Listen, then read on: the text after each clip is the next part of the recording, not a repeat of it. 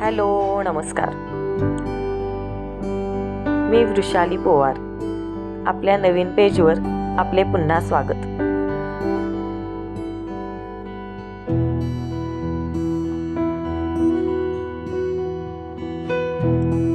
आज आपण कथा बघणार आहोत एका मूर्ख व्यापाऱ्याची.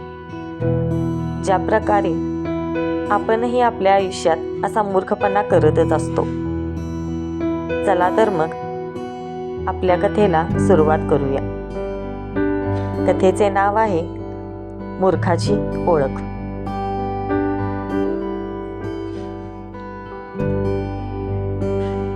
खूप वर्षापूर्वीची गोष्ट आहे.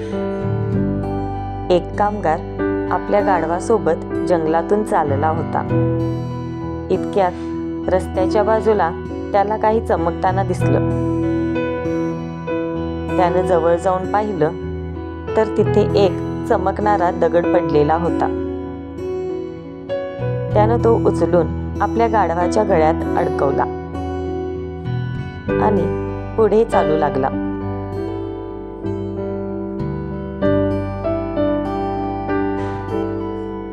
समोरून येणाऱ्या एका हिरे व्यापाऱ्यानं गाढवाच्या गळ्यात अडकवलेला तो मौल्यवान दगड बघितला.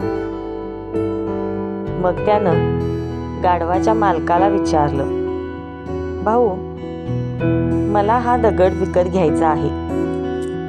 तुम्ही याचे किती पैसे घेणार? कामगाराला दगडाच्या किमतीबाबत काहीच कल्पना नव्हती.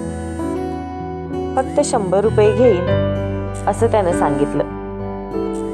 त्यावर हिरे व्यापारी म्हणाला, 100 रुपये तर खूप जास्त आहेत. मी फक्त 50 रुपयेपेक्षा अधिक रक्कम नाही देणार. कामगारानं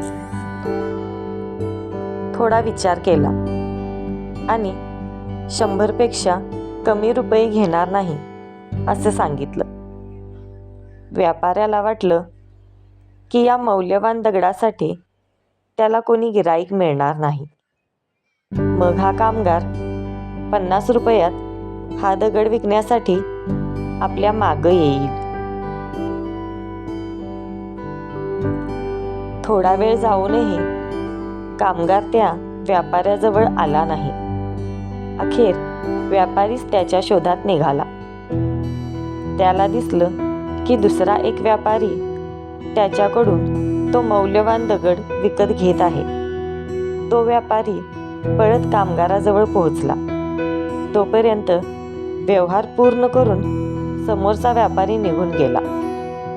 त्या व्यापाऱ्यानं कामगाराला विचारलं की तो दगड तो किती रुपयांना विकला? कामगार म्हणाला, 200 रुपये. व्यापाऱ्यानं त्याला म्हणाला, अरे मूर्खा, तो दगड अत्यंत मौल्यवान होता आणि तू अवघ्या 200 रुपयांना विकलास? त्यावर कामगार उत्तरला, मूर्ख मी नाही, तुम्ही ठरलात.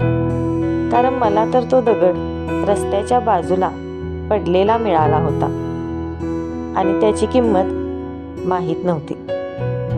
पण तुम्हाला त्याची किंमत माहीत असून देखील तुम्ही अवघ्या 50 रुपयांच्या हव्यासापोटी तो दगड विकत घेतला नाही. 100 रुपयात तो दगड विकत घेतला असता तर भविष्यात तुम्हाला मोठा फायदा मिळाला असता.